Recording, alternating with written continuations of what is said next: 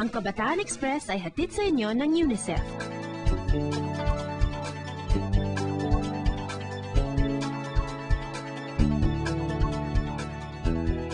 Kung kaya ng kabataang mag-shoot at gumawa ng script para sa isang programa sa telebisyon katulad ng Kabataan Express, kaya din natin gumawa ng isang pelikula. Sa ulat na ito ng Davao Bureau, kitang-kita ang galing ng mga kabataan, hindi lang sa pag-arte sa isang pelikula, kundi pati sa paggawa nito. May ibubuka naman kaya ang gawa ng kabataan kung itatabi sa gawa ng mga professional filmmakers? Kayo ang humusga! Nasa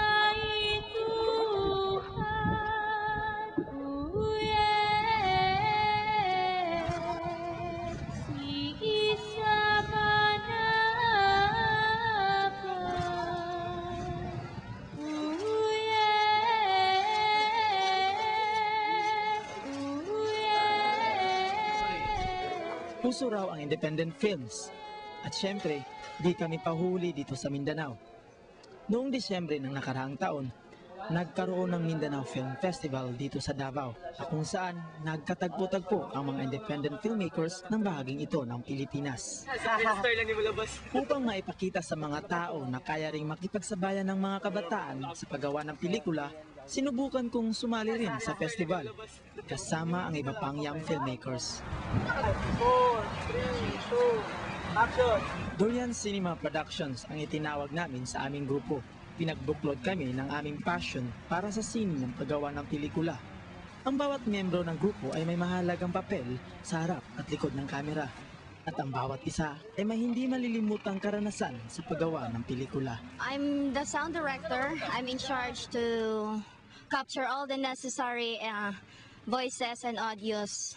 I love films. That's why when Lance told me to be part of this Dorian Cinema, I readily grabbed it.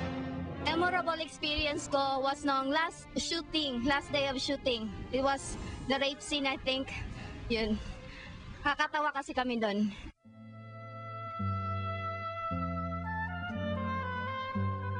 Kahit na nahirapan kami sa dami ng ginampan ng responsibilidad, masaya pa rin kami dahil sa pagkakataong magkaroon ng mga bagong karanasan. Mga bata, bigyan lang kayo ng maayos. Tulad na lang noong nakasalamuhan namin ang mga kapatid nating Badyaw. Most of us nandidiri sa kanila, nilalayuan ang mga Badyaw.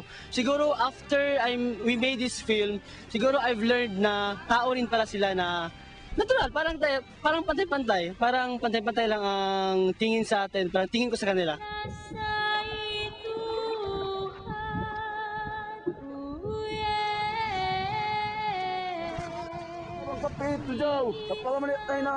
Ang aming pelikula ay tungkol sa isang Badyaw na nagngangalang Jaw. Tinalikdan niya ang kanyang tribo at pinilit maging isang city boy. Ngunit dahil sa isang pangyayari, namulat siya sa kalagahan ng kanyang tunay na pagkatao bilang isang Badyaw. Papa, nanagano? Musa, danakano? Ang kanyang kwento ay inilahad gamit ang sama o ang wika ng mga Badyaw. Mula brainstorming, recording ng soundtrack, shooting at editing ay talagang gumugol kami ng panahon, pagod at ng kakaunti naming naipong pera para sa isang katangi-tanging pelikula. Sa equipment, kulang kami. Ginamit lang yung kung anong nandun, kung ano yung pwede. Sa editing naman, it was my first time.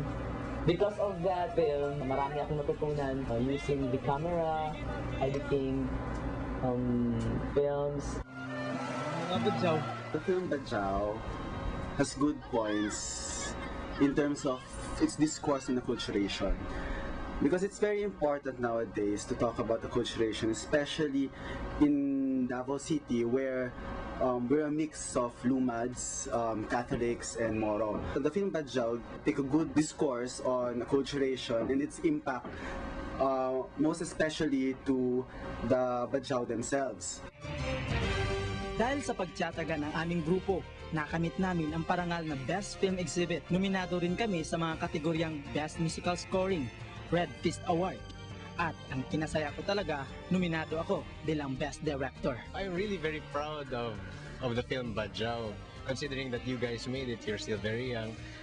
you're from the KNN, Kabataan News Network. It really makes me proud that guys like you, considering how old you are, you're competing with people who are more, they would say more experienced, diba? People already in the mid-20s to the early 30s. It really shows filmmaking knows no age barrier. As long as you have a great story to tell, as long as you know how to tell that story, that's what's important. And as long as you have the passion to actually make the film, then it really doesn't matter. Now showing Albert Stand Up, Safety Tape. Action! Para sa amin, ang paggawa ng pelikula ay hindi lang para kumita. Ito rin ay isang paraan para imulat ang mga manonood sa mga isyu sa ating lipunan. Ako si Alberto Egot Jr., kabataang filmmaker, at ito ang Kabataan Express.